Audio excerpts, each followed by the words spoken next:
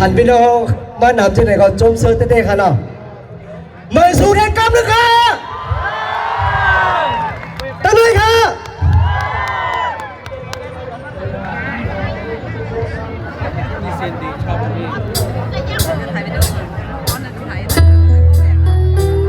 ยอดเสียงดังๆกันนะครับ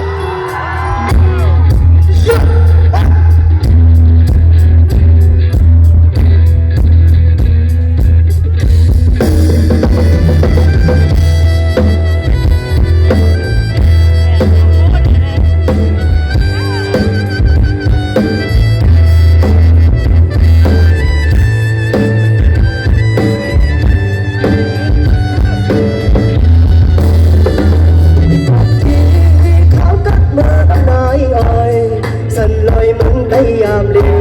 วแหล่งของใสกี่จอมลำไปพอยพอยตีแหล่งตาออกไปลิ้นลองซึมลอยที่ยามสายแดดเหือสิ่งนกห้องมออุ่นเอาสาวจุ่มมือกันสังเกตมาเสื่อเธอเอาบอกก่อนตั้งแม่งกันคำคืนเราเพิ่งเงินแดดเหือใส่หันสาวไต้เล่เมาลิ้นติ่งเสหอมหอมหอมดอกเป็นเอามืออมบันแก่ที่สาบันเจอดอกลมตีก็เลยก็เอาสายตาจนจูกันพอในจังลืมไหล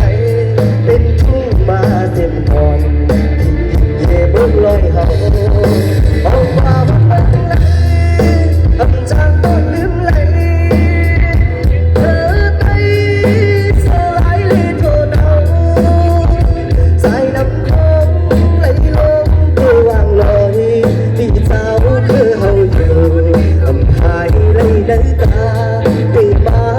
ขึ้นหัน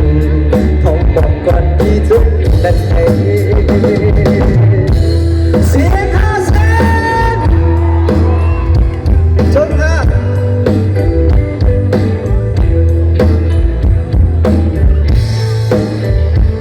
จงค่ะ